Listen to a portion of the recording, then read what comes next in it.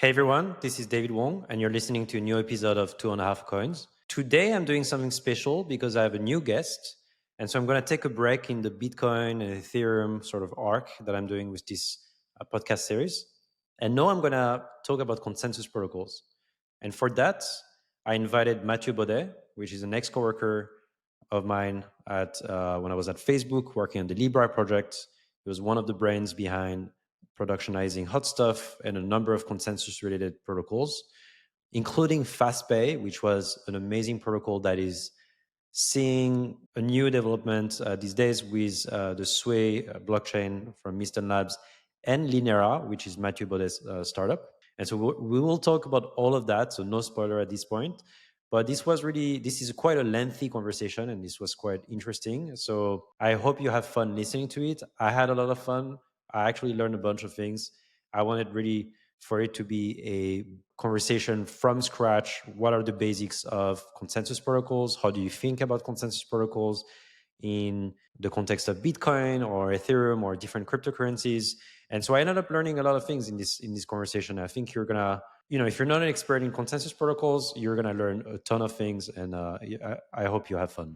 Yeah. So for a lot of people, consensus protocols started with Bitcoin, and we'll see that it's not necessarily true, but for a lot of folks, that's the first consensus protocol, or at least the first protocol where people could join and leave, and there was no fixed group of people participating in this consensus protocol. I was wondering, from your point of view, from someone that thinks a lot about consensus protocols, how do you see Bitcoin? How do you think about it from that consensus lens? Yeah, so I think the story of blockchain protocol is pretty fascinating because it's and we're going to talk today about Byzantine fault-tolerant consensus, right? But it started with two different communities: the community of fault-tolerant protocols, coming from the angle of distributed systems, databases, crash tolerant systems, and then later they introduced this idea of Byzantine fault tolerant,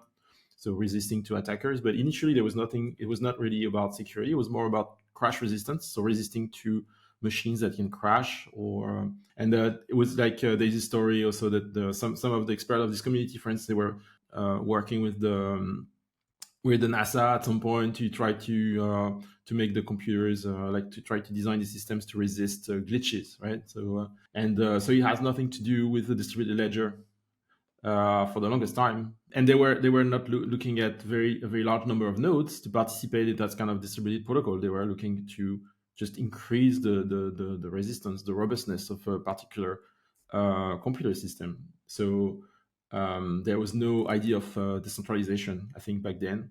Really, it was just about crash tolerance. And then something happened, yes, as you said. So with Bitcoin, with the first permissionless, so like decentralized distributed ledger, where everybody can come and go, participate, make a few bucks by mining new blocks, participate to the security of the system. And Bitcoin was really, I think what's interesting is it's very, very different from this tradition of fault tolerant distributed protocols. And I think this is what made people like so enthusiastic about it. It was super new, and also was simple to explain. This idea of the longest chain is something that kind of makes sense, and it's super elegant. Actually, if we try to situate things in time, so like it sounds like BFT started. Is it like the 80s, or I'm not sure exactly. Like how old is BFT compared to Bitcoin? And Bitcoin is like trying to remember. Is it 2001? One of the famous protocol called PBFT was made in 1999. Was published in 1999, but it's called Practical Byzantine Fault Tolerance. I think what you understand from the title is it's not the first BFT protocol. It's more like the first time they try to actually use that and make it practical. 1999, and I just googled Bitcoin 2009. So it's like 10 years apart. And really the field of BFT protocols, it goes back to, like I said, like even before people were interested in this notion of Byzantine fault tolerance, so resistance against malicious nodes, people were very much interested in crash tolerance, resisting to nodes that are crashing. And this has started, it's probably as old as distributed systems, because people, as soon as you get lots of nodes, chances are that some of them are going to misbehave, and you still want to have some guarantees about the system that you're building. So from NASA's perspective, it was like, we'll run several computers in the same space shuttle, and if one of them crashed, then it's fine because they're all agreeing on what to do and they can tolerate that. So I'm looking at the references of the PBFT paper just now, and for instance, there is this paper that the Byzantine generals problems, 1982, which I'm relatively confident introduced the word Byzantine in BFT to refer to malicious or like very faulty nodes that can deviate from the protocol entirely. From Lamport, right? That's right. Yeah. So Lamport said that every time you write a paper, you should introduce it with some sort of cool analogy so that people can think about it, and then that's how you win awards and these kind of things. That's right. And so to this day, this domain of academia is using the word BFT and Byzantine fault-tolerance, where in the rest of computer science, especially if you talk to security engineers, cryptographers, they talk about attackers and malicious nodes. And so I'm kind of one of them. To never understand why you would use the word Byzantine to say something, just say that something can be a malicious node. but why not? I mean, why not? I don't know. Like, why not the Russian generals? Or like, I don't know. I don't know what's special about the Byzantine generals, honestly. I think we're not offending anyone when we say Byzantine. So Bitcoin is this protocol that was kind of departing a very, very different point of view, because what they were prioritizing is decentralization, and so censorship resistance, the fact that the network is going to basically recover from any kind of partition, any kind of faults, very most surely. Bitcoin is a probabilistic. So the finality in Bitcoin is probabilistic. Can you actually define the terms finality and maybe even probabilistic? We would need to research that, if that was like really the first protocol to have this probability, this characteristic. But I would say in the field of the distributed system and crash resistance and so, I'm pretty sure nothing is by default like finality would typically be deterministic. So finality means okay. Well, I guess we need to perhaps define what the consensus protocol is at some point. That is true as well. Maybe let's start with that, and then let's talk about finality. So what did Bitcoin do? Maybe with the example of Bitcoin. What's the consensus part of Bitcoin? Because Bitcoin is like a whole system with like transactions and miners. Where is the consensus part? Okay, so consensus. So that's a word that means that you want the nodes in the system to eventually agree on something, to reach a consensus, right? And so in the case of Bitcoin, so Bitcoin is a distributed ledger. So it's going to keep track of, you got coins and you want to know who can spend the coins. So at a given time, if somebody spends a coin, the state of that coin changes, right? So it becomes belongs to someone else, I guess, if you want to simplify. Because of course, in the real, for real, coins can be divided and everything. But let's just simplify and say that coins cannot be divided. So at the given moment, there's a particular owner for that coin, and then there's a transaction that's happening, and the coin is going to belong to someone else. And when this transaction happens, everybody needs to agree that it happened, and so that in particular the former owner of the coin cannot spend the coin again, and so that would be called double spending typically. So the way you do that is Bitcoin introduced this idea of a chain of blocks as a data structure that supports the protocol. Every block has a number of transactions that are run in sequence, and then all the blocks are chained.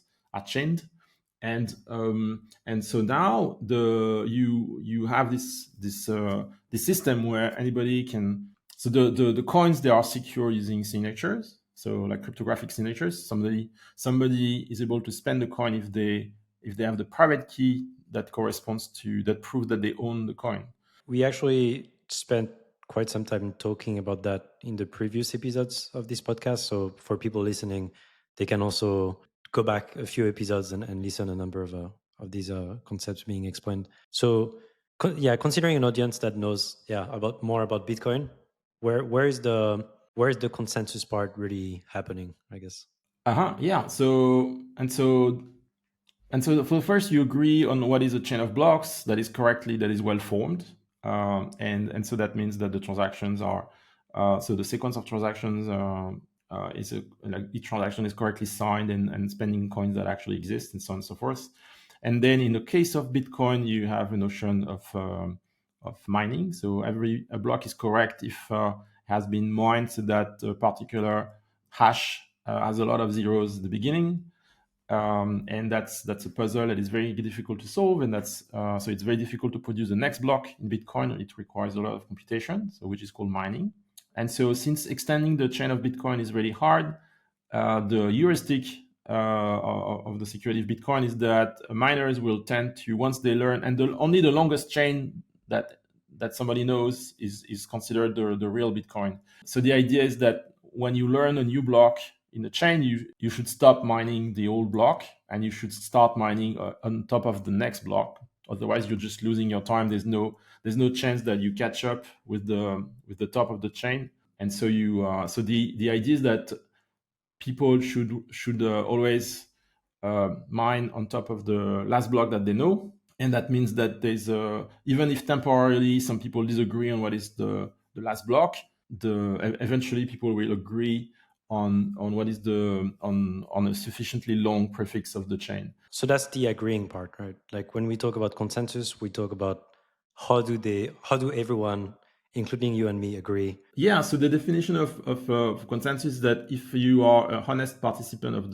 the protocol, and at some point by observing the system and perhaps participating to it, you are convinced that a particular block is finalized. So everybody is either already convinced or will be soon convinced that this block is final. And so you don't want what you don't want is a scenario where you are convinced that a particular chain of block is final, and somebody is convinced that another chain of block is final, and they are forking, right? Because they are so.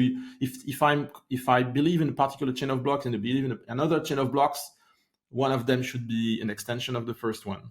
Okay, and so in Bitcoin, that's true for the stabilized. So if that's true for the part of the chain that is old enough, with a certain probability and old enough, anybody can appreciate how much time they want to wait, how many blocks they want to wait until they consider that a particular prefix of the chain that they see is final and stable in Bitcoin. So that in that sense, the consensus in Bitcoin is probabilistic, and that's the price to pay for this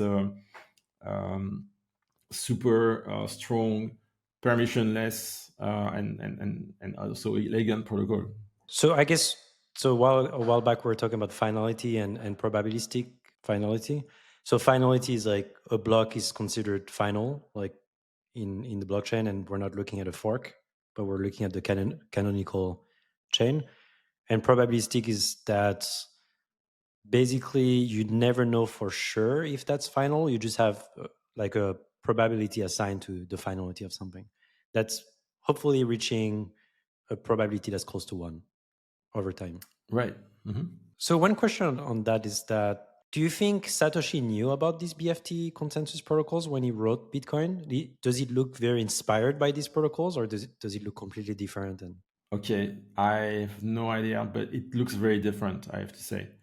It looks very different. So, and the characteristics of the protocols are different. So if you are running, so if the internet tomorrow splits in half, there will be a fork in Bitcoin. There will be the first half will have their own Bitcoin chain, longest chain, and the second half with their another Bitcoin longest chain. Okay, and the fun part is like once you reunite the two halves, the system becomes unstable, and there's going to be one of the two chains that at some point becomes the longest, and they're going to win.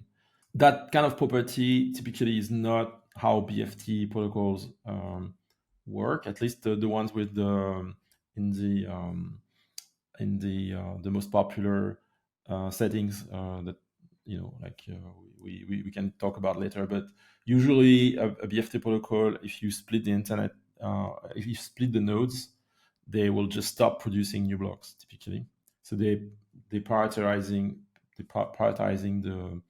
the safety over liveness in a way. Interesting. So I think, you just said two words that are interesting, right? Safety and liveness, that we haven't really used thus far. So maybe that's a good segue into explaining what safety and liveness are in these BFT protocols.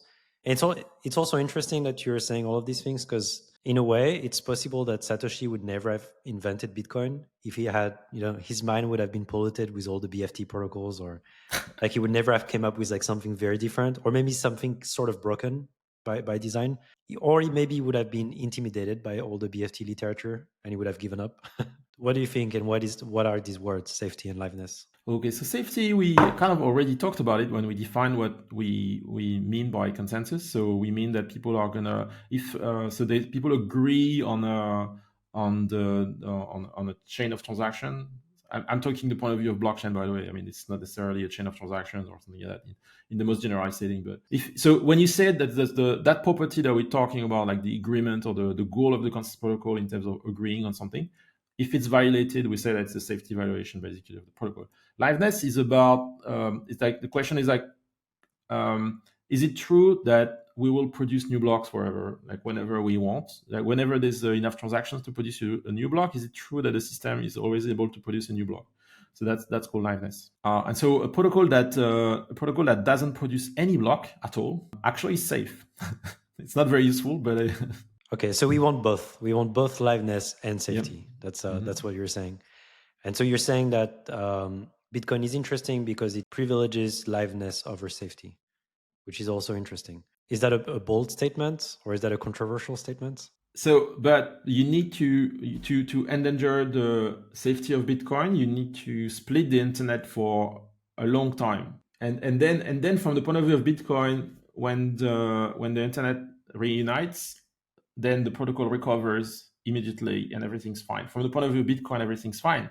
From the point of view of the rest of the world, there was a moment where Bitcoin had a fork, and you basically, it was your responsibility to realize that it's not a good time to trust the latest block of Bitcoin because apparently the internet is not working and you should actually be careful. So in a way, the designers of Bitcoin could say like, yeah, just be careful. Like if you detect that the internet is split, you should be careful and maybe wait. This protocol has a lot of, I think it's a really fascinating protocol, to be honest. The fact that people can sort of have their own opinion on which blocks are final and which blocks are not. The fact that people can join a protocol anytime and leave anytime. That makes this is that's a property that that's one of the property I think that really fascinated people, and it's really useful for censorship resistance, right? Because you can never stop Bitcoin. You can never. There's always somebody that's going to mine a new block somewhere. I guess the worst that would happen for Bitcoin is that, like, forking is basically like having many forks or like long periods of instability is the problem, but liveness is always gonna, like, you're always gonna be able to make progress. I think there's probably like some liveness issues if like tomorrow we don't have electricity anymore, or we have a decreased output of electricity. Actually, here we go. So if electricity becomes way more, if it way more expensive tomorrow to mine new blocks, then there will be fewer miners. I mean, fewer blocks produced. So yeah, okay, maybe there will be fewer blocks produced, but then wouldn't it be the case that there will be an adjustment? There's a difficulty adjustment, but it takes some time, right? So eventually the safety of Bitcoin, eventually the hardness of the problem is going to adjust, and in a way you have a lower security level in terms of computational power needed to create a new block. Okay, so we've said a lot of good things about Bitcoin, but today we're about to talk about BFT protocols. And so in the context of blockchain, the reason why people are interested in BFT protocols is because Bitcoin is limited in the amount of transactions you can put in a block. The safety argument of Bitcoin requires essentially blocks to be kept relatively small. so that they can disseminate over the network. And you want the rate, the difficulty of producing a new block to be high, so that it takes a lot of time to produce new blocks. Even if you have lots of people trying, you still want only one block to arrive once in a while, because when a block happens, it needs to have enough time to disseminate until someone else finds a competing solution to the puzzle. Because we don't like competing solutions; they can create forks. So we want the speed at which a block, when you just mine the block, you just solve the puzzle. You want to know that there's ample time for the block to disseminate everywhere over the internet, and convince everybody to stop mining before there's a competing solution. That's sort of the intuition of the security of Bitcoin. So if you increase the size of blocks in Bitcoin, after a while, you really degrade the security. And that's one of the reasons why the hardcore, the core team of Bitcoin never wanted to go that route, right? And you can, even if people were threatening to fork Bitcoin, and some people did. What I understand is that the core team of Bitcoin didn't want to use blocks that are too large. And so, and then the probabilistic finality is also kind of annoying. So you push a transaction, and you have to wait. It's up to you to decide how long you need to wait, and you probably need to wait a long time before it's final, if you really want to be sure. And then also, of course, the mining costs a lot of electricity. Somebody has to pay for it. Although you have all those amazing properties, in practice, is it really the protocol that you want to use for the most complex computation in the blockchain, and for mass adoption? That's basically a lot of people not using Bitcoin. That's what they believe, right? Right. So yeah, you make a lot of very good points. So Bitcoin is slow.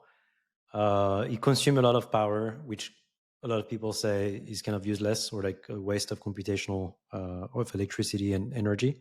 And we have this like forking stuff that happens. People produce like competitive blocks, and that's annoying. So it sort of messes with the safety of the protocol. So how are BFT protocols different? Well, I think probabilistic finality, by the way, in practice, it just means you need to wait longer. So I don't know if that's a problem, because in practice, you just wait many blocks, but you feel, obviously it hurts, because in the case of Bitcoin, you need to wait 20 minutes or something. So that's annoying, right? Oh yeah. So what do BFT protocols do differently? Do they privilege safety first? Why would they be faster? So the BFT protocols, they come from the world of crash resistance, and usually in that framework, you know what are the nodes that are participating at a given moment. So so there's a list of nodes, and you're gonna say, okay, I want to resist up to half, -1, or up to a third of nodes that are not functioning correctly. If you were if you are interested in crash resistance, it means that your fault model. So you're saying, if nodes may be crashing, in this case they will stop responding, and that's the only fault scenario that I'm considering. So typically in that kind of system, you can use for this kind of assumption, you can use protocols called like Paxos, Raft, right? So those are like crash tolerant protocols. And then if you think that some of the nodes may not only crash, but they can also deviate from the protocol and start maybe double signing, double voting, and so on and so forth, then what you need is a BFT protocol, Byzantine fault-tolerant protocol. Which is what we want in the blockchain world. In the blockchain world, you need, so of course you always need some form of assumption. We didn't speak about that, but in Bitcoin, there's, you assume that half of the mining power is honest. In the BFT world, so typically you will assume that that 2/3 of the nodes are, or 2/3 of the voting power of the stakes are honest. So now the nice thing about the BFT model, let's say you don't want to make any assumption of the protocol, so you don't want to make assumptions about the fact that the network is always fast, for instance. And so the price to pay is that in some cases, if the network is actually not functioning well, or or very slow. Maybe you're willing to trade a little bit of liveness, and so you're willing to say if the network becomes too slow or not or malfunctioning, then in doubt, in my BFT protocol, I will stop producing blocks. Unlike Bitcoin. Unlike Bitcoin, yeah. But then what you can do is that when the network is functioning well, you can try to go much faster than Bitcoin.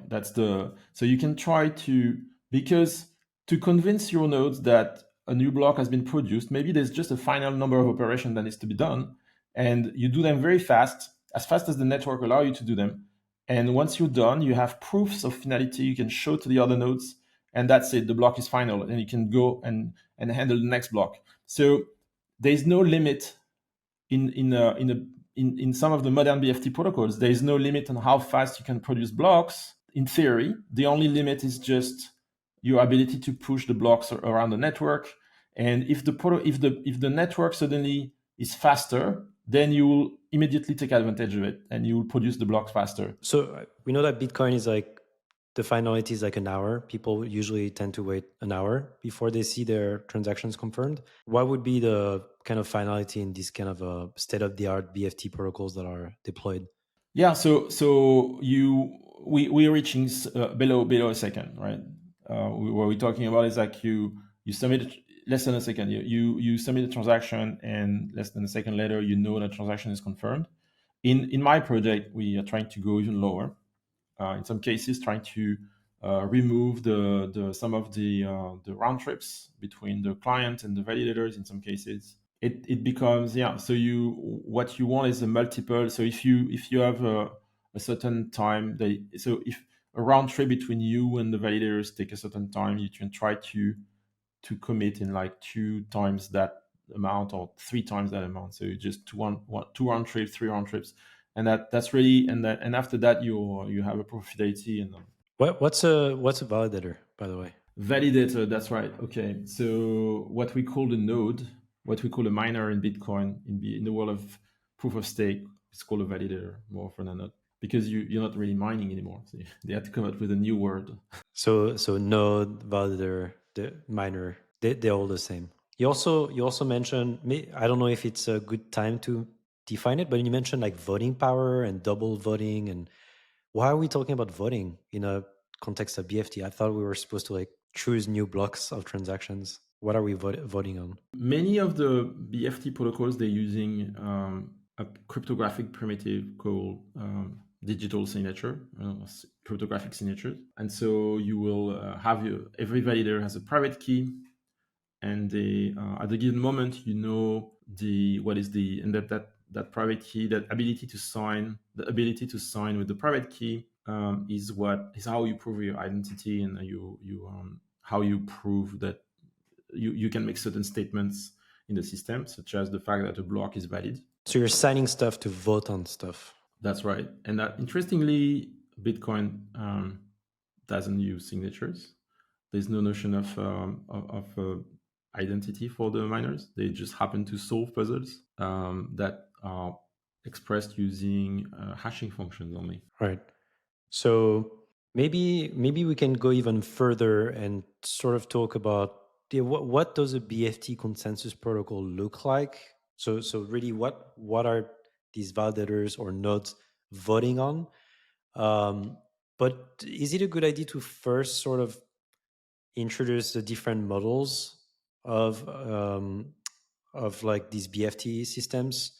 So we've talked about, or you mentioned that sometimes BFT systems don't care if the network is like slow; they'll just stop producing blocks. But do we have a way to like model these things? And so what usually I hear is like synchronous, the synchronous model, or the asynchronous model, or the partial async. Can you maybe define these terms for us? Okay. So yeah. So all the words you use, they refer to the kind of assumptions you're making about the network between the nodes when you are modeling the security of the protocol. So an asynchronous network is sort of the most natural model, where every time you send a message, that message is gonna arrive. It's just you don't know when. So and that was the first model that was studied. Do you mean that PBFT was in the first BFT protocol was in the async model, or? No. I think that, so that's the first model that was so like in the history of distributed system, people proposed that model first, and then they realized they realized that there's actually if you define what you want from the consensus protocol, even in a crash resistant model, if you have an asynchronous network, turns out there's an impossibility theorem. It's kind of the famous name is FLP from the name of the authors, and so that's kind of that was a bummer. But back then they thought, oh wow, there's no solution for consensus protocol with just more than a few nodes in the asynchronous setting. The intuition here is that if you have and so if you have deterministic a protocol that is deterministic, so the nodes, the participants to the protocol are fully predictable. So for the same inputs, they will produce the same outputs. So if you have a protocol that is deterministic and the network is asynchronous, you cannot define a fully safe and live consensus protocol. The intuition is that so it's kind of a bummer. People were the reason why that is, like, I don't know if I can try to give an intuition of the proof, but the idea that if everything is deterministic and the network is this perfect abstraction, so you in the framework of BFT protocol, the network can be manipulated by the attacker, right? So the scheduling, the messages, when I say every message you send will arrive, you don't know when you try to make a consensus protocol fail, the malicious. So you consider the network is trying to schedule the messages in the worst possible way, right? To make your theorem fail. And so you have a network, and so imagine you have nodes and they're trying to agree on something, and now you are the malicious network, and you can reorder the messages and try to confuse the nodes to prevent that. And so what's happening is if everything is deterministic, what you can do is and so it's the simplest instance of a protocol. Like the nodes just want to agree on zero versus one. Okay, so 0 or 1. And so at the beginning, the nodes start, they don't know. So it's like question mark. And then there's going to be a number of messages exchanged. And at some point, if the protocol is live, you would imagine that one of the node is going to decide, okay, 1 is the value. And the definition of agreement is that if one of the honest nodes decides 1 is a value, then eventually everybody else is going to decide 1 is a value. And nobody is going to decide 0 is a value. Okay? And so, but now, like, the first node that decides that 1 is the value, it's only based on the messages that this node received. And at the time the node went from question mark to, oh, 1 is the value, it's the first node. So everybody else is question mark. But at the time this node received the message, so everybody else is question mark. But now the theorem tells you that they actually should decide 1 as well. So they were not question mark. So it is like, if they are still hesitating, then that means that both 0 or 1 are possible. So they are still in question mark. So you have one node that receives the message, and suddenly it's sort of a sort of quantum phenomena that suddenly all the nodes should change their mind as well at the same time. But those nodes, they didn't receive a message. Only one of the nodes received the message. So that's sort of an intuition that asynchronous messaging kind of prevents consensus if everything is deterministic. And so, of course, people after that try to escape the impossibility theorem, and in two ways. By the way, just for the listeners, but that paper was the Fisher, Lynch, Patterson paper published in 1985. So that's quite an old result if they want to like follow with the paper at home. That's right. And so so people tried after that, and that was not even a BFT protocol, by the way. That was just crash resistance. So a weaker system. Right. And so after that, people they were okay. They trying to evade the impossibility theorem. You can do that in two ways. So first, you make things randomized. You use the participants of the protocols can toss a coin and make decisions based on that. And the other way is that the networking is not asynchronous. Can I ask you a question about the first way, actually? Would you count what Bitcoin did as a random coin, or are we talking about something different here? Okay, so there's randomness in Bitcoin, and when you start mining, you pick a random seed. Not everybody start with the same seed, right? When you start mining, it's true that you kind of pick you're gonna the numbers that you're trying to hash. They are somehow randomized. Not all the miners are trying different sequence of numbers, and so I guess they need to be sure that they trying their own sequence of numbers. They must randomize the first one, but that's not. But Bitcoin doesn't have safety, right? So it's not like it's achieving that anyway. But I would say so. The network model in Bitcoin is not asynchronous because you actually lose safety if the wait a second. So if you stop the models and restart them later, in the meantime there will be blocks produced on both halves of the system, and you will have a fork. So if you want to prevent forks in Bitcoin, you need a network that is actually timely, that is delivering the messages in a timely manner, which is the opposite of an asynchronous network. All right. So what are these? So if you're not in the asynchronous setting, what are these settings? Yeah. So and then people have said, okay, in real life, a network that can deliver messages but take an arbitrary amount of time to deliver a message, that's not a super interesting network. In real life, we know how fast our network is. So in real life, if I send a message to you now, it's gonna arrive like at most 1 second later. And if it doesn't, then we just discard. We can say that the message was too slow. Tough luck, So in real life, protocols they have this notion of time, and you can use that to find and historically speaking, the first thing theoreticians did is that they said, well, in real life, one thing you can do is you can try to detect, using this assumption about the network, you can try to detect which nodes are crashed versus which nodes are lived. So you can do what they call a liveness detector, which is like essentially pinging a machine. And so you send a ping to a machine, and if you get an answer under 2 seconds, you're like, okay, this machine is probably alive. And if you don't get anything, then after you're like, okay, this machine is probably dead. And that turns out, if you have a liveness detector, you can create the consensus protocol now. And that's exactly what they did. They created consensus protocols with a leader. And so the idea is that in the world of database, you could call that primary. So you will decide one of the nodes currently is the one deciding what is the sequence of blocks. As long as this node is alive, it will just stay the same. And so if we want to produce a new block, we just talk to that node and we ask the node kindly to produce the new blocks using our transactions. So in the world of blockchain, you probably want to rotate the leaders more often than that. But in the world of data centers crash resistance, it's perfectly valid to just keep the same primary node forever.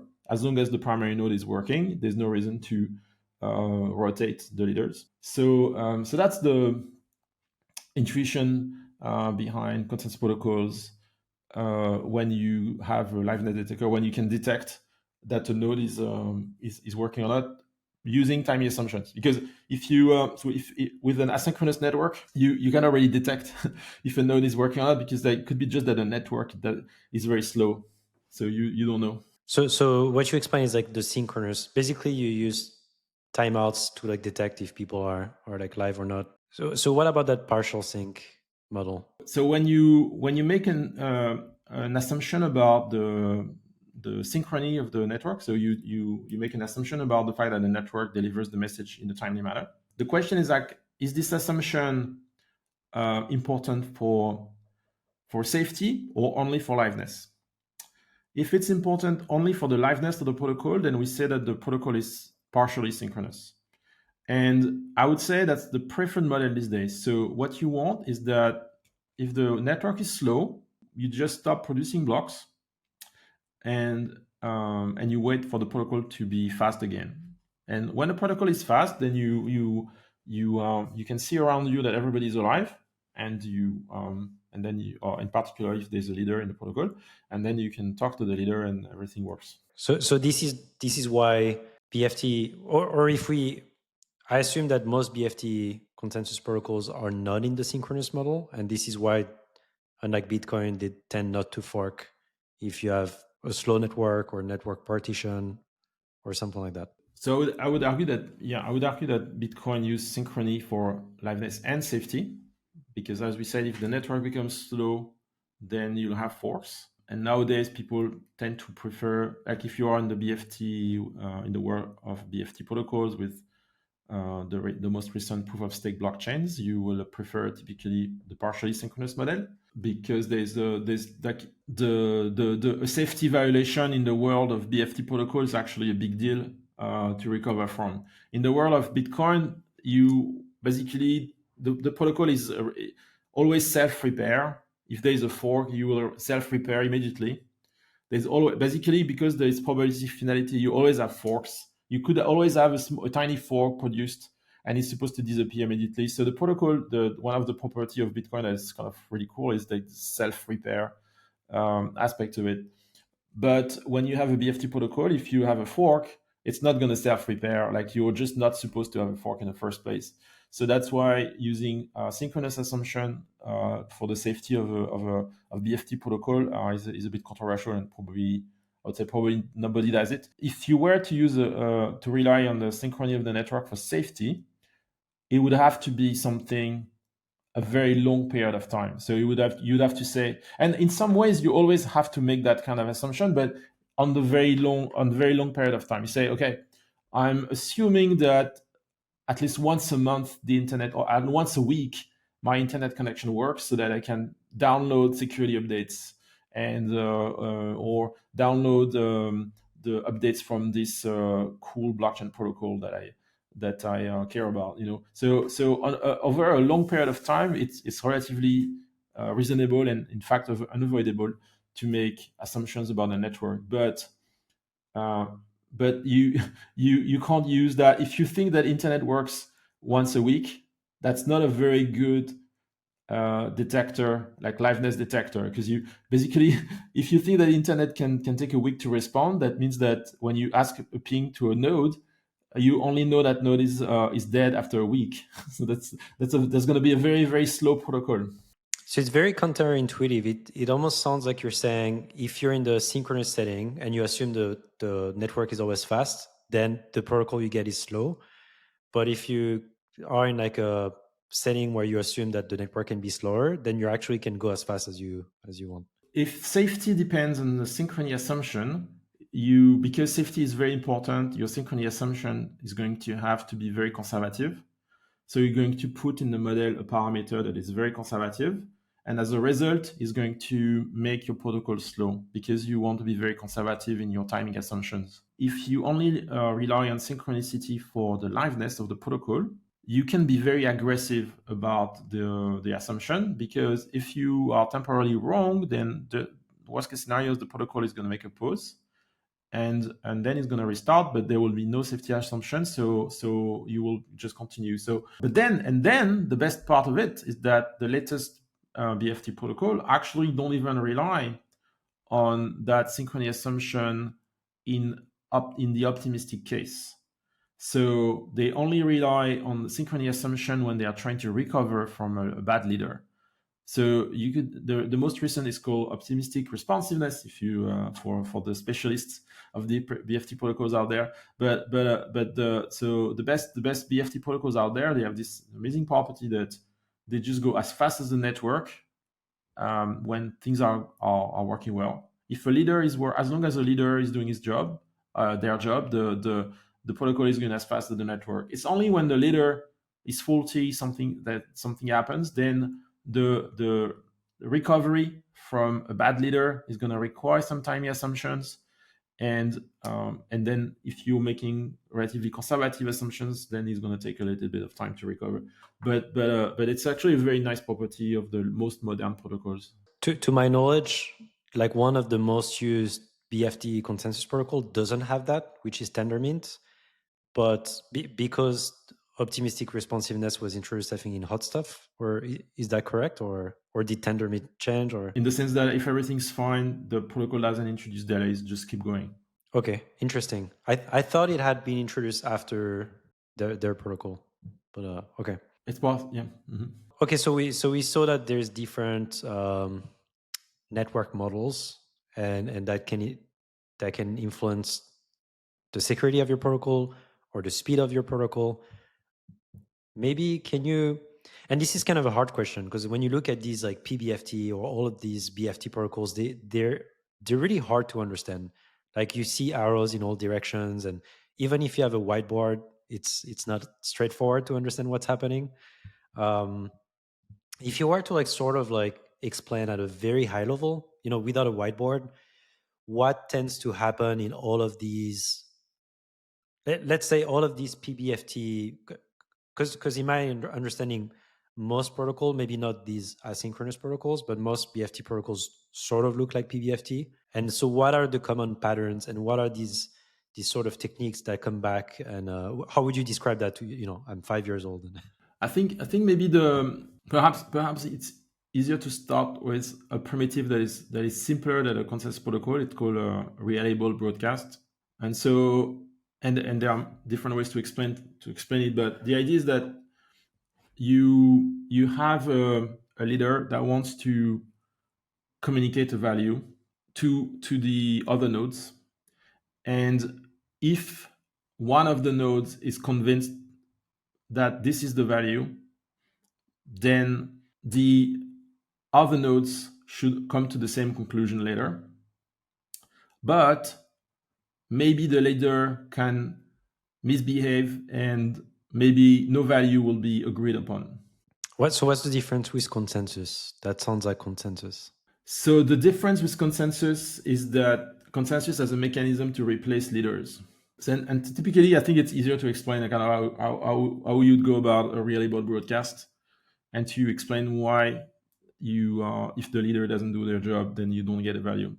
So assuming that everybody, every validator has a signature, that's kind of the simplest setting, right? So the validator. So what you do as a leader, you wanna write a value. So you wanna say this is the value. Okay, so you're gonna propose the value to all the validators, and if it's the first time you propose a value, they will sign the value and return to you the signature of that value. Which you said earlier is like a vote, right? They're voting for that value. Right. So now the protocol goes as follows. Once you have enough votes from the validators, we call that a quorum. So once you have a quorum of votes, so let's say 2/3 of the votes, you can look at the vote. You can put together all the votes, and that we call that a certificate, and that certifies that this is the value and there is no other value. And the argument is that 2/3, even if some validators were double spending, as long as 2/3 of the validators are honest, you can prove that there's only one value that could possibly get a certificate. So is that one round trip? So I'm the leader. That's a one round. You do one round trip. So you propose the value to the validators, and as soon as you get a quorum of votes on that particular value, you have a certificate that proves that this value is the real one. And now you can convince everybody.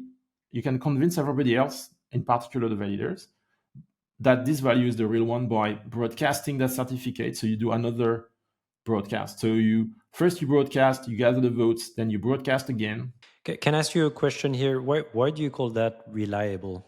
There's a nuance there's different nuance of broadcast, and one of them is called a consistent. So hopefully I'm not mixing up the two terms, but the protocol I explained has the property that if I convince one honest node, I can eventually all the other honest nodes are convinced as well, because you have a certificate of finality, so you can propagate the certificates everywhere.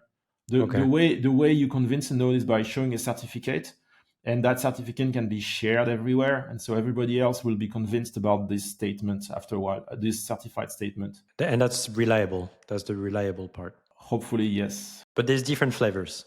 So there could be a flavor of broadcast where one node is like, "Oh, I've got a value," but the others wait forever, and they're never convinced there's a value. And but the way the protocol I explained with signatures, makes that free. You have a certificate at the end. In the world of blockchain, that's kind of the most natural protocol. All right. And by the way, we also assume, I don't know if we mentioned that before, but we also assume that there's only a third of the participants in these models that can be attackers, right? Byzantine, maybe, if we want to say that. And so the certificate works because it has a majority of, or there's enough honest people that voted in that certificate. So the proof of safety of this protocol I just gave you is like, suppose that two value was certified, each of them has more than 2/3 of the votes, and you can do the math. If you have less than a third of malicious nodes, and you have two certificates that have 2/3 of the votes, then you can prove that it means that there's at least one honest node that participated to the two certificates. Which is impossible. Right, so this property is called quorum intersection. Well, if the certificates are in contradiction, it's impossible. Yes. So this property is called quorum intersection. So if you have two quorums, there's always one honest node at the intersection of the quorum, and that's the core tool to reason about safety in BFT protocols. So, but going back to this example, so what we established is that if I'm in this 1.5 round trip protocol as a leader, I can propose a value, gather votes, and as soon as I have 2/3 of the votes, I have a certificate, and that proves that my value is final. I can show that certificate to everybody, and then soon enough, everybody agrees this value happened. This is the value. Okay. However, it's not a consensus protocol because if I'm a bad leader, I can propose two values, and so one value to part of some of the validators and propose another value to the other validators. And when I do that, the system will be stuck because the validators, they will have already signed for one of the two values, but no. So let's say there are two values, 0 and 1. Okay, and I'll have like maybe half of the votes for 0, half of the vote for 1, and that's not enough to get a quorum.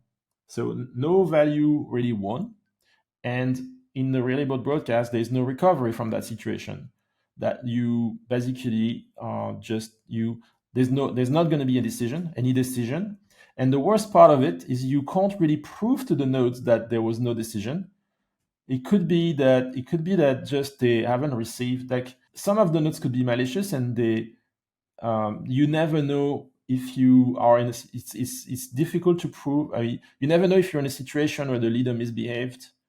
And so maybe a certificate is gonna be produced later, and it's just you haven't seen it. So you are kind of stuck in the no value question mark state forever. And so that's the reliable broadcast. So just to recap what you said, so reliable broadcast is you might be able to come up with a value. If you come up with a value, then everybody agrees on it. But you might also not be able to come up with a value to agree on. In a consensus protocol, you always come up with a value to agree on. And that's the liveness property, I guess. I don't know if it's correct to say the reliable broadcast doesn't have a liveness property. It doesn't. So the liveness is conditioned to the fact that the leader is honest. Right. Okay. So but then when when you're creating a BFT consensus protocol, you cannot assume that the leaders are honest. They could be, if the leader is one of the nodes, like let's say 1/3 of the leaders could be malicious. So the question is like, what do you do to protect yourself against leaders that would be malicious and would try to stop the protocol? And the answer is you do one more round trip. So what you do is that every time a leader is in a position to propose a value, it will try to make a first round trip where it locks the value, and then you do another round trip to convince everybody that the value was locked in the first half. So you end up with a 2.5 round trip. And the idea is that when you do that, you can actually convince yourself that if something goes wrong, the system will be able to make progress. But perhaps it's possible that the value, so it could be a malicious leader could propose a value and successfully lock the value everywhere, then crash, and another leader is going to be able to step in and finish the work with the same value. So the thing is that it's possible that a value is locked, and the next leader doesn't have a choice, has to finish the work with the first value, or the next leader arrives and has the freedom to choose another value. But it's possible that the next leader doesn't have a choice. But Interesting. importantly, if I'm a node and I think that this value is final, then eventually everybody else will agree on that. Potentially now, or potentially with this leader or with another one, but everybody will agree on that. And if I'm a node, I'm sort of convinced because I saw that there was a certificate during the first round that everybody like saw that value, and then another certificate on top of that where people saw that enough people saw that value or like Right. voted for that value. You're convinced when there's a quorum of people that says that they saw a quorum of signatures on that value. Yes. And I think that's what's very confusing with these protocols. Like you have these quorums of quorums of quorums of quorums. Right. Yeah. The second, definitely the second, the fact that there are two phases is very counterintuitive. And then the difficulty historically, what's really hard with BFT protocols is like when do you decide that you need to switch the leader, and what do you do when you want to do? And it's called a view change in the literature, and PBFT has notoriously a very complicated rule for view change. And I think that was one of the reasons why people were very confused by BFT protocols for the longest time. The view change in particular. Now the modern protocols, I think the literature has really improved, and now there are ways to explain BFT protocols, including the leader election and the view change that are way easier to grasp. So is the view change now basically that we just time out? Like we time out, and if nothing happens, we don't see anything happening, then we just vote on the fact that we timed out and just go on to the next view where there's a different leader. Is that fair to say that this is basically what happened? Yes, and you need to agree on the rules for the next leader. Yeah, well, so first, yeah, there needs to be a leader rotation, and when you change the leader, you need to have some arguments that people tend to agree on who the next leader is, and then the next leader, like I said, cannot just pretend nothing happened. The next leader has to look at what the previous leader did before crashing, in a way, and you need to take into account some values that may have been locked, and take it from there. You cannot just pretend like you're the first one and go. So that transition is what makes the complexity in view changes. Because if they start proposing something else, then like some nodes have locked the value and they're like Right. confused. And if you never lock anything, obviously you're never going to make progress. So at some point you need to lock a value, which is still not final, right? Locking is not yeah final. Yeah, also, yeah, and locking, and of course, and yeah, and there's a subtlety, like locking doesn't mean finalize. No, lock doesn't mean final. So there's always like people always talk about these phases in PBFT, and then it's reused in all of these other protocols where it's like prepare, like what were these terms?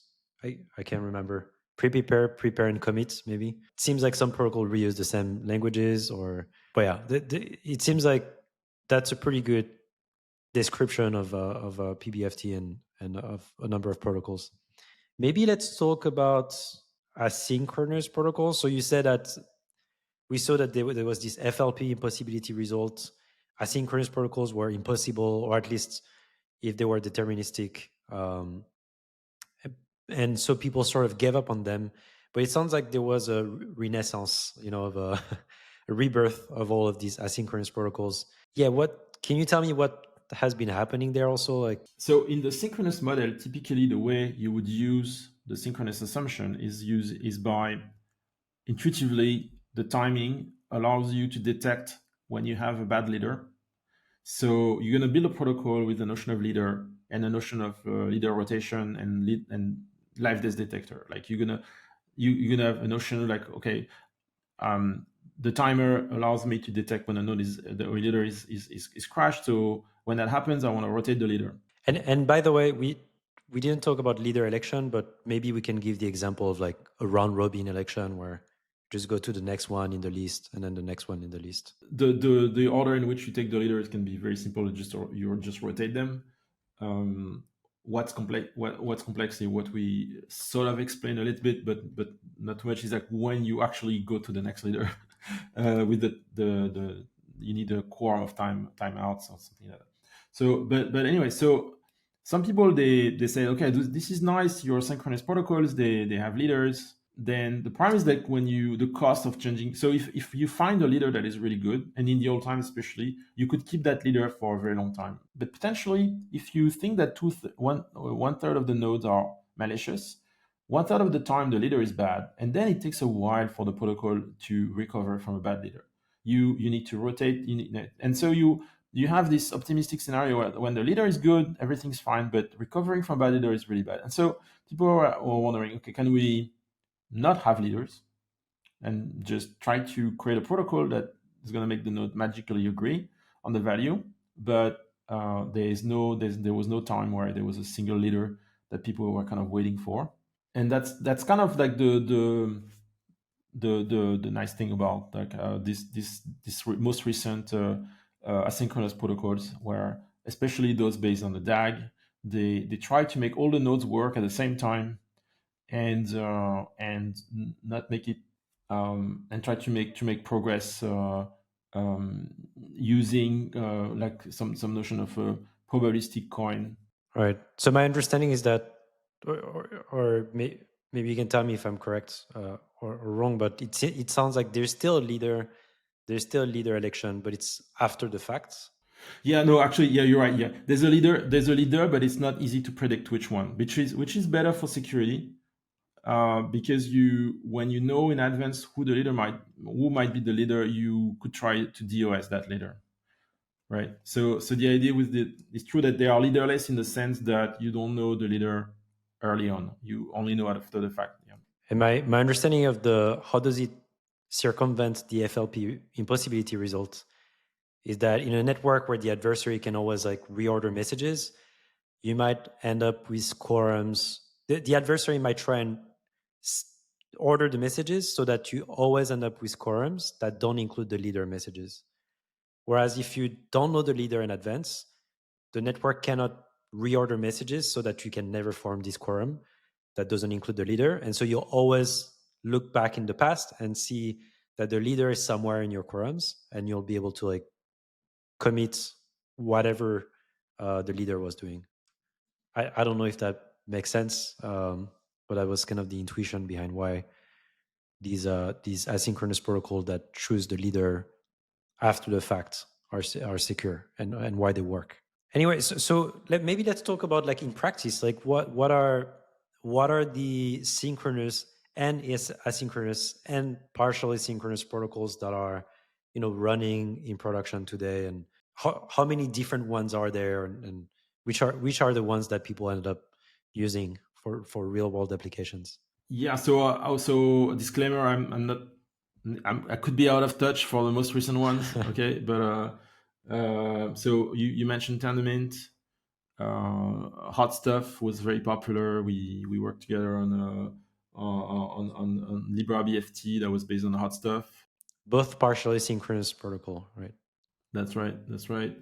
Yeah, the asynchronous protocol I know back then is Honey Badger. That one is probabilistic. Is there a blockchain that uses this one, or that you know of? I think so. Yeah. I know people who implemented it, and they meant to use it for sure. Yeah. It's not based on the DAG, by the way. It's different. And then you have the new ones based on the DAG. So Narwhal and Tusk and Bullshark, I believe, used by Sway from Miston Labs. I think Celo was moving to Narwhal and Tusk at some point. I'm not sure if they're using it today. From what I've seen, a lot of L1s just use Tendermint. So either they're Cosmos zones built on the Cosmos SDK, or just are reusing Tendermint. Actually, I think Tezos moved to Tendermint. I might be wrong, but I think there's an OCaml implementation for Tendermint now. And even a number of new L1 that are not Cosmos related seems to be using something like Hot Stuff or similar protocols. So how about no, maybe it's a good time to talk about, do we really need consensus for blockchains? So I know you came up with, when we were working together at Libra, you came up with a paper that I thought was super interesting, called Fastpay. And I remember annoying you with that, annoying people with the question, why are we not implementing that now? Why are we going with hot stuff? Why are we not using this Fastpay protocol? And today it seems like you actually, Libra didn't launch, and we all left to create our own startups, with the Aptos folks or Miston Labs or you and at Linera, and me at ZK Security, and others. I'm not going to cite them all.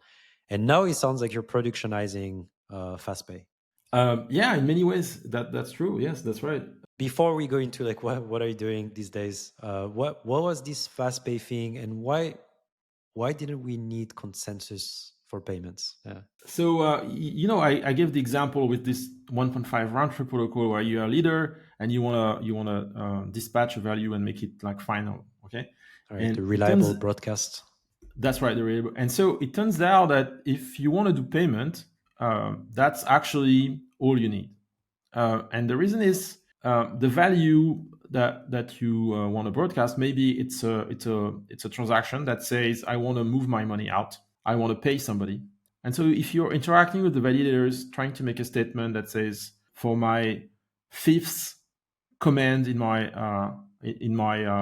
chain or in my account, this is the transfer I want to do. Well, the idea is that we can trust you that you want to follow the protocol correctly and not block your account. Because if you do, you're just going to lose your money. And the rest of the protocol also is going to be totally fine with it. You just blocked your money. You could also have thrown away your private key. So it's not really a big deal if a leader, in that sense, if I'm the leader of my own account that owns my assets, I'm probably going to behave honestly when it comes to spending that money, because in that scenario, in that protocol, I probably don't want to block my account and lose control of all the assets. So on a theoretical level, you can make this case that trusting a user not to block their own account is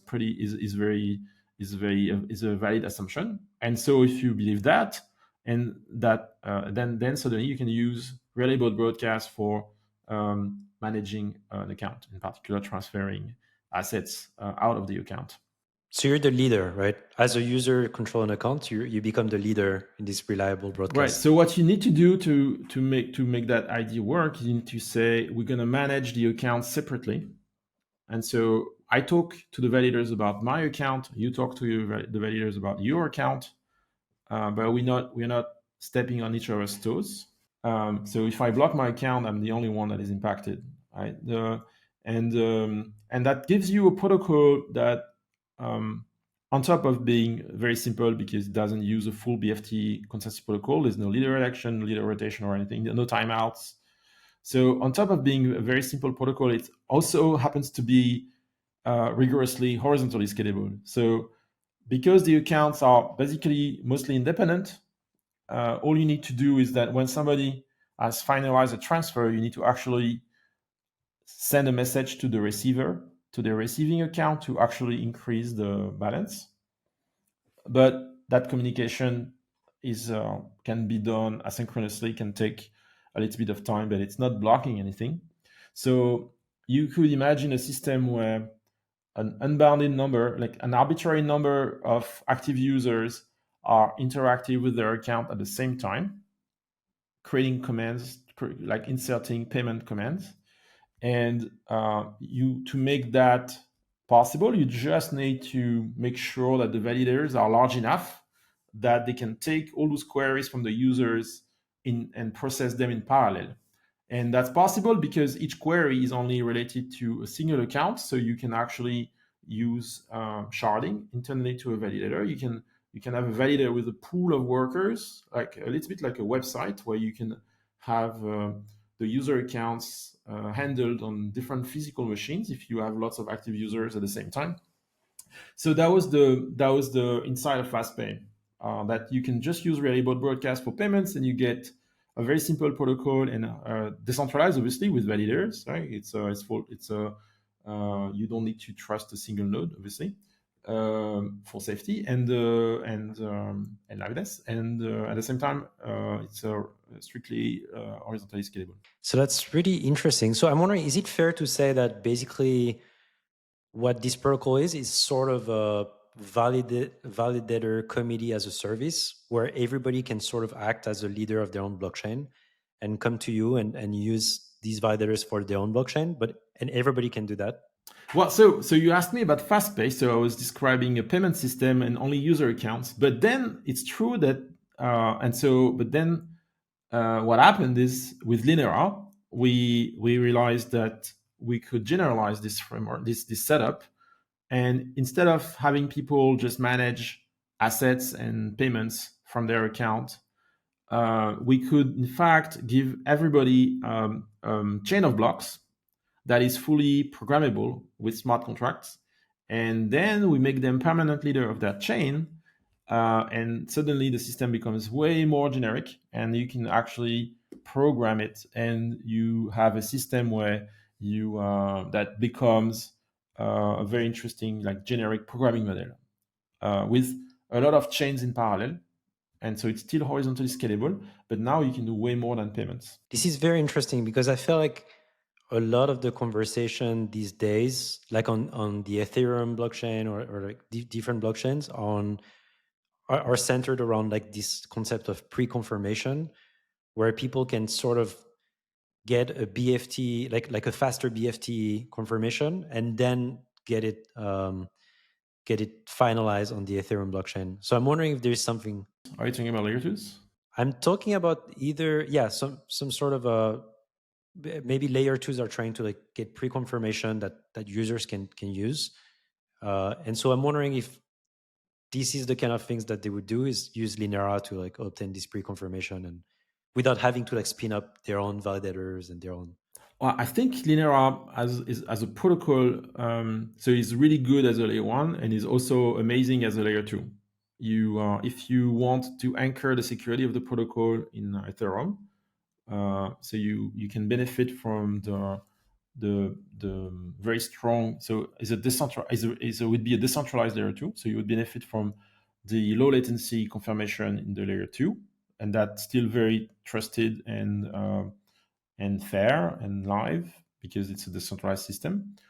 And then you will have a confirmation later on the main chain that Right. also is acting as a deterrent, that in case the validators were misbehaving, you wouldn't necessarily catch them and slash them. So it's one of the setups that we are very excited about, that we are considering.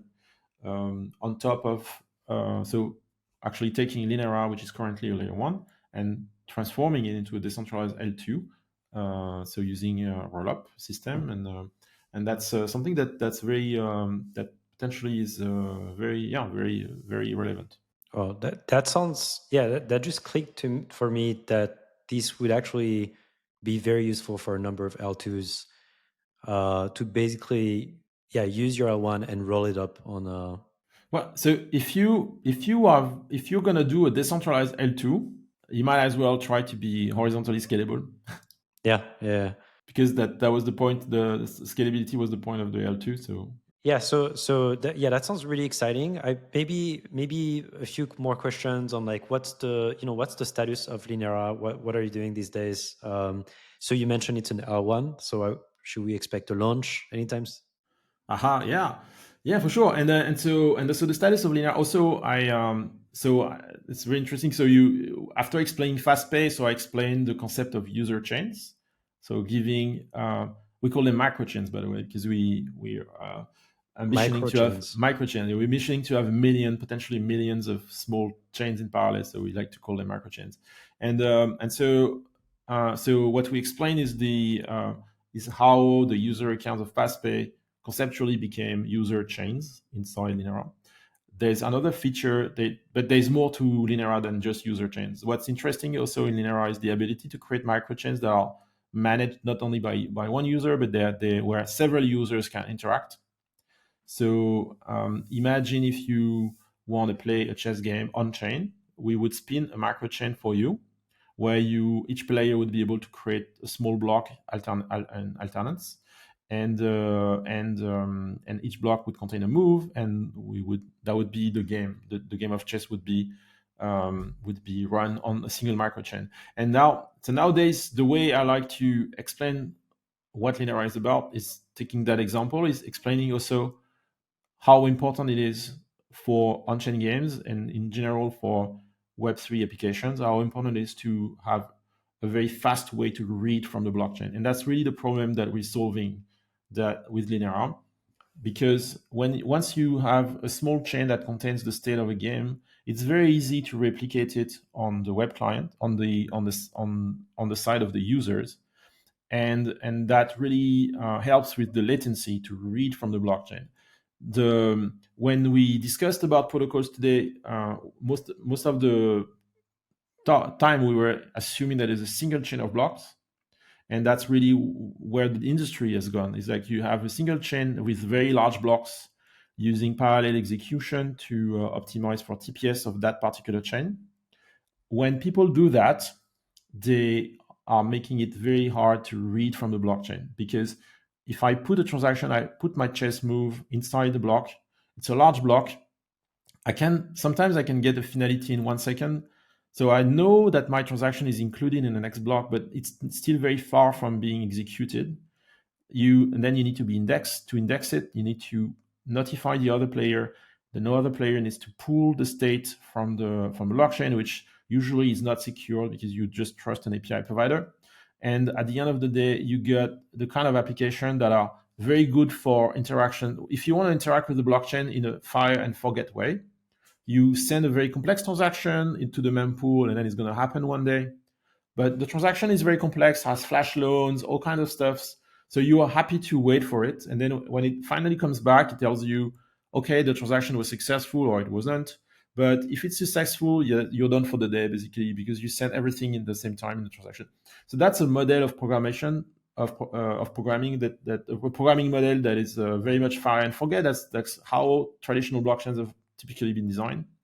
But now if you care about the reactivity of the user interface, you really want the user to feel like they're interacting with each other. So if I put a transaction, I want the other users to be notified, and I want the UI to be refreshed very quickly. What we are proposing in Linera is to use small blocks, in many parallel chains. So it's very interesting, because I feel like that's an idea that like started a long time ago with like sharding.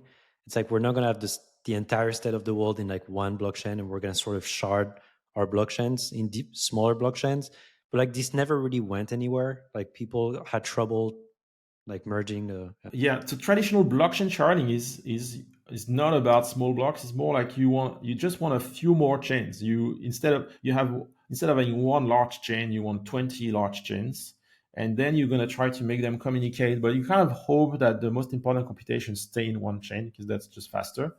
And then traditionally, people were also trying to get validators stay very small. So each chain would have a separate set of validators, which doesn't help communication between the chains. It's actually creating some security concerns. What if somebody attacks the weakest chain of all? And so in Linera, we have only one set of validators for all the tiny chains parallel. So we're not running into the same problem. It's kind of entirely different setup. And so to answer your initial question, so we have a DevNet right now, so people can already try our SDK and deploy to our DevNet to try it out. Okay.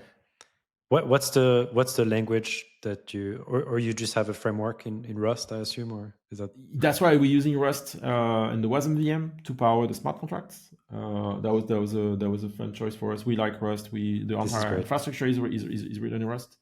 And and so stay tuned for a testnet. We are working. We're like in the last mile, and very close to ship that, and then we'll iterate, and we'll have a mainnet at some point. Cool. And actually, can I ask you like a few last questions? And I think all of what you've been saying is like super interesting, and it would be a shame not to ask you a few more questions on that. But yeah, so the chess example for me was really interesting, because when you started explaining these this concept of a reliable broadcast, it sounded like it's only going to work with one leader because you need the leader to be honest. And so if you have a single leader and they're creating their own blockchain or microchain, like they have no interest in like breaking it. But it seems like it also work with a few more leaders as long as they don't have an interest in cheating themselves, in like becoming a bad leader. So I guess a game of chess is like a small amount, or like a setting where the two leaders together have no interest in breaking that blockchain because they would see right away that they're not making progress. And Yeah, that's okay. So that's a great question, because we actually not running a full BFT protocol. In the case of a chess game, we don't need the leader rotation, but we also don't want a leader to be able to block the game. And so we are using a system where there are a number of rounds, and in the first rounds everybody is a leader, and so we are just assuming that people are not going to propose a block exactly at the same time. And in the case of a chess game, usually there's one player that wants to have the turn before the other, and that there's one player that needs to move and not the other. So we're making an assumption that people want to make progress, and they kind of conventionally know whose turn it is. And but then if they keep talking at the same time and failing the rounds, so we're gonna do a view change and another one, and after a while we just do a leader rotation, and then progress will be made. But so we're making this trade-off that the leader rotation is not activated immediately, because we prefer one of the person that wants to speak, we prefer them to be able to speak right away.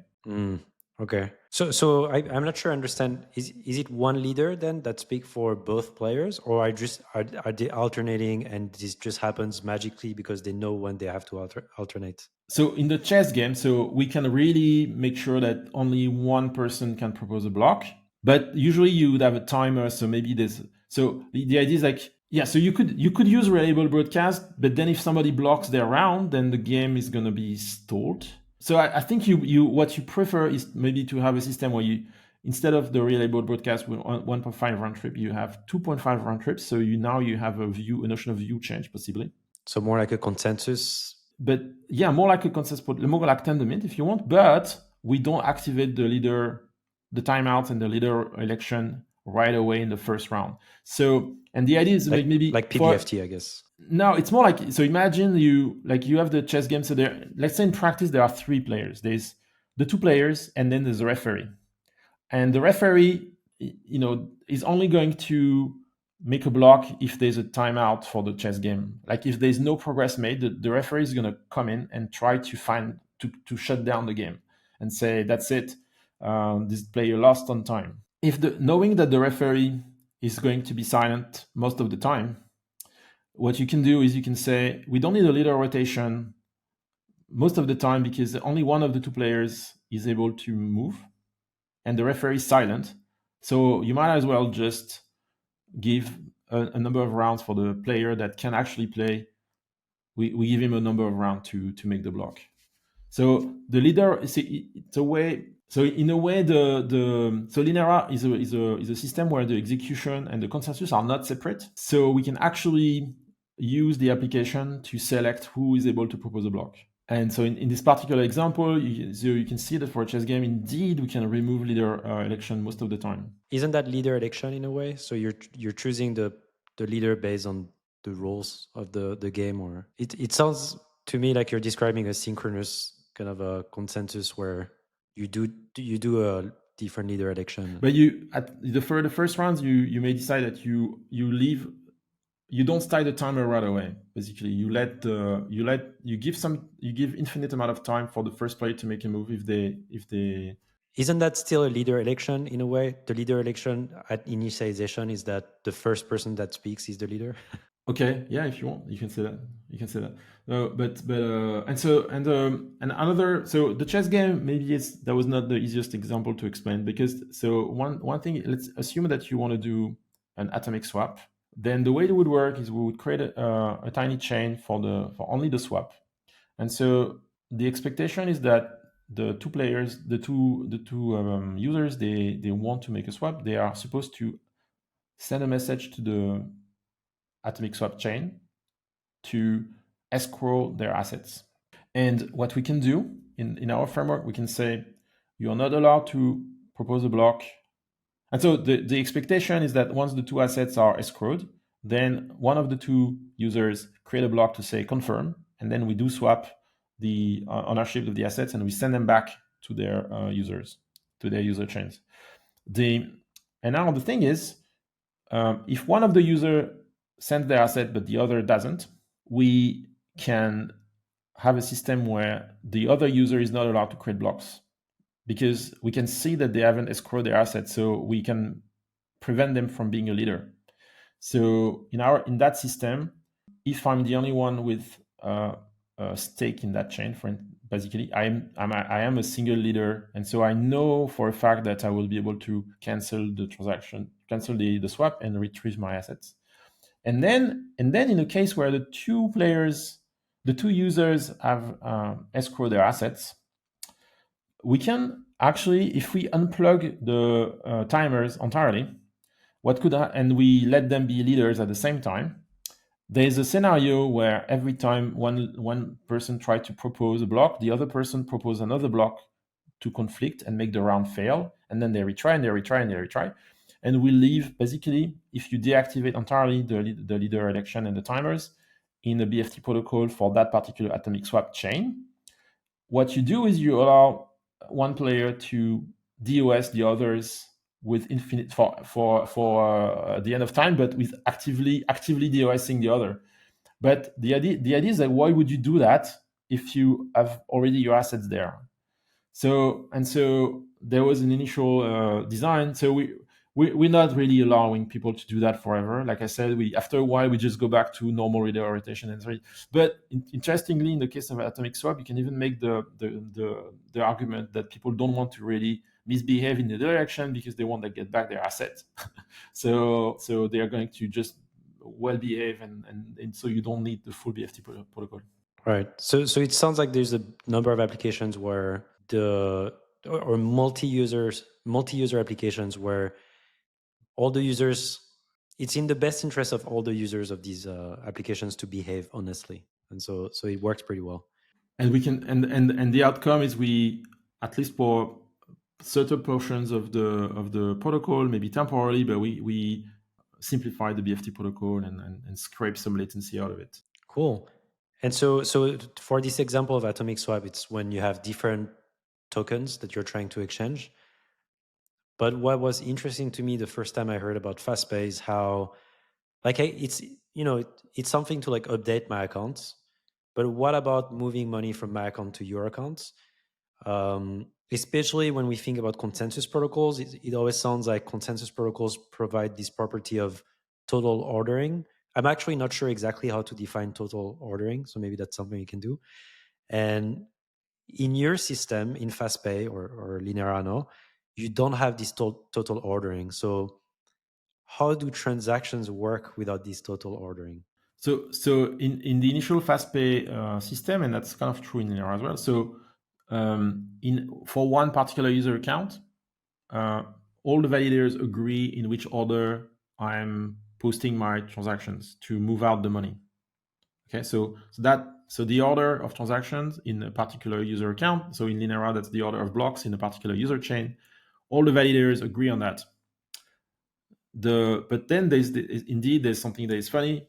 Something funny is happening where now from one user account, if I send a message to another user account in Fastpay, or from one user chain I send a message to another user chain in Linera, that message is happening in every validator in parallel, and they may not agree on when the message arrives relative to the length of the receiving chain. So there's a race between the message and the growth of the receiving chain. So the receiving chain may receive the message at height when there are 3 blocks, and for some validators it may happen when there is 4 blocks in the chain.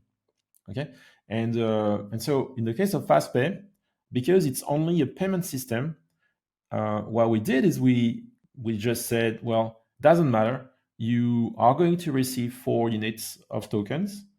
we will add them when they arrive, and validators don't need to agree exactly when that happens. What matters is that you can only spend money that a quorum of validators agree you have. And that was one of the findings of Fastpay, that you actually can do this very, very simple thing that you just add the money when it arrives, and validators may not completely agree on what is the balance of my account, and that's fine. Eventually they will agree. And in the meantime, I can still use my account. I will spend only the money that a quorum of validators agree I have, and that's it. That's if I think it's not enough, I can wait for more money to arrive. And in Linera, it's a little different because it's more than a payment system. So the messages are more complicated than just +3. Like, they are not just adding money; they are actually actual messages that need to be handled by a complex, potentially an arbitrary smart contract. So what we do is we put them in an inbox. The inbox is sort of acting as a mempool for the receiving chain. So the receiving chain will pick the messages from the inbox when the user decides to make a block, and that's forcing agreement on the time at which a message is processed. Basically, the block producer is forcing the ordering of messages by creating a block. Okay, so that's really interesting. I guess payments work well because it's like the predicates on your account are not like fixed. You're not saying I'm moving from this value to this value to this value. So, and payments. So if I'm chain C and both chain A and chain B are sending me money, so chain A is sending me +3, chain B is sending me +4. In Fastpay, in some validators they may do +3 then +4. Other validators they may do +4 then +3. But it doesn't matter. At the end, I have 7. But you can't do that. You can't do that with arbitrary messages that are more complex because they may not commute. And so in Linera, we can't. What we do is we just park the messages in an inbox, and then the receiver is going to choose in which order they want to process the messages. And at the end, everything's fine. So the commutation is the important property because you can talk about amounts in or payments in like deltas. You have this commutation property. Well, in a way, the inbox. So you got an inbox for the messages from chain A, and you've got an inbox from messages from chain B. And receiving a message in one inbox and the other, those are commuting version. At the end, I have a message in both inboxes. Cool. Okay. So I think this is maybe a good moment to stop. I was hoping for you to tell me, okay, this is long enough. I have to go. But we have quite the amount of content in that conversation. So yeah, thanks for coming and accepting the invitation. Yeah, for sure. Yeah, thanks for all the great questions. It was a pleasure. Thanks.